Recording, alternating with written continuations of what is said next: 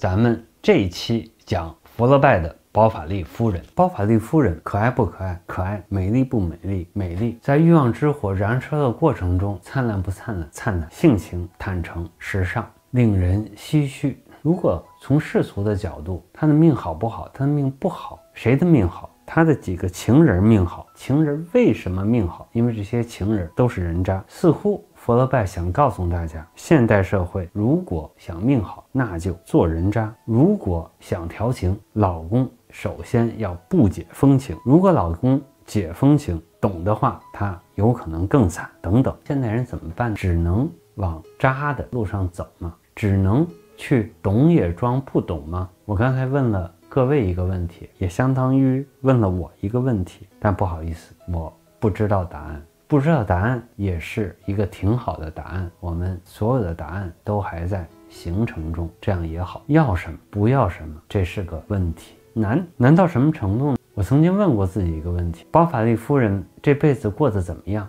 你说不好吗？不能说不好。你说好吗？她自杀死了。但这样过一辈子真的不对吗？她有过非常美好的瞬间，她有过向往，有过努力，有过快活，当然也有因为不平衡而最终坠落到悬崖里边去的那一刻。但我不认为她是完全不幸，而且跳出来，我不得不说，综合她的成长背景，综合她的性格，她的一生是符合她的命运的。她的命运说到底基本上应该是福楼拜写的这个样子。福楼拜说他很痛苦，他哭了，因为他把包法利夫人写死了。我想来想去，有可能包法利夫人不得不去死，这就是他的轨迹，这就是他的人生。有可能你会跟冯老师说，跳出来看，学会混不好吗？那混怎么混？如果欲望之花开放的时候你不投入，那种混是不是真的那么美好？如果很投入，那有可能也面临像包法利夫人这样的结局。这种结局真的是你能负担得了的吗？我在想，如果咱们讲的这本书让包法利夫人自己来总结，会是哪样一句话？这个我不给你出题，我来总结。欲望打败了我，那又怎样呢？咱们提纲挈领讲讲福楼拜包法利夫人的故事线。包法利夫人说明一定有一个包法利先生，包法利先生名字叫查理。查理包法利是个军医的儿子，天资不高，但是非常勤奋老实，为人懦弱无能。他子承父业当了医生，这时候父母又替他找了个每年有1200法郎收入的寡妇杜比克夫人做妻子。她已经45岁了，又老又丑，这个是当时法国的观念。现在45岁正当年，谈不上老，更谈不上丑，但是在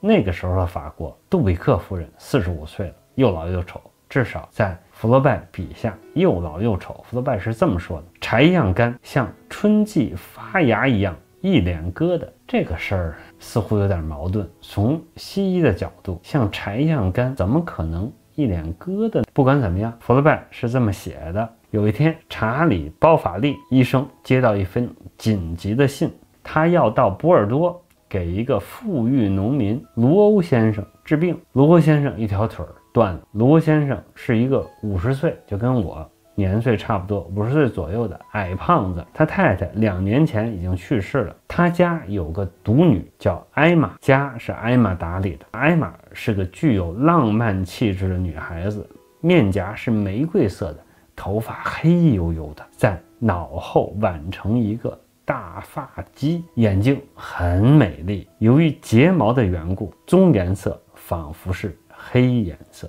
福楼拜是这么写的：朝你望来毫无顾虑，有一种天真无邪胆大的神情，他给查理留下了深刻的印象。这样查理经常去他们家，经常去看卢欧的腿，终于把卢欧的腿治好了。后来查理的妻子知道了丈夫经常去波尔多，又知道卢欧小姐受过教育，懂得跳舞、地理、素描、刺绣、弹琴，素性大发，一生气，当然还有钱也被人卷跑了，气上加气，一气之下，查理的原配吐血死了。卢欧老爹给查理送诊费来，知道查理的不幸，便尽力安慰他，说自己也曾经经过丧偶的痛苦。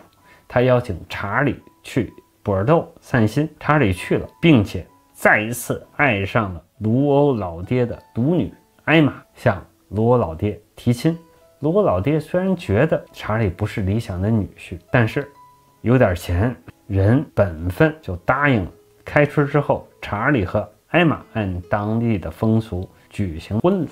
但结婚之后，很快艾玛就发现她没有找到爱情。查理不会游泳，不会比剑，不会放枪，这些跟基本生活无关的事儿，查理都不会。有一次，艾玛为了弥补情感上的空虚，她向查理吟诵她记起来的一首情诗，一面吟一面叹息。可是吟过之后，她发现自己如同吟唱前一样平静，而查理也没有因此而有丝毫感动。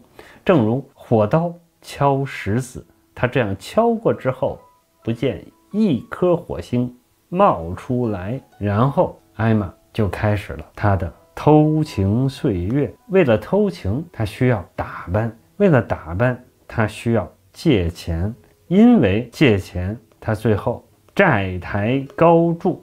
当然，她偷情的这几个人也是无情无义的人渣，始乱终弃，没有把艾玛的美丽深深的、永久的放到他们的心里去。当艾玛接到法院的传票，商人逼她还债，这几个人渣没一个人愿意帮艾玛，都说自己没钱，都说自己钱在股市上被套牢，不能帮助艾玛。这再一次说明，喜欢是暂时的，钱、学业、前途是永久的。刚才说的又是我妈的大名句。艾玛受尽凌辱，心情十分沉重。回到家，吞食了砒霜。她想，这样一来，一切欺诈、卑鄙和折磨她的无数欲望都和她不相干了。欲望随着这把骨头、这把肉就烟消云散了。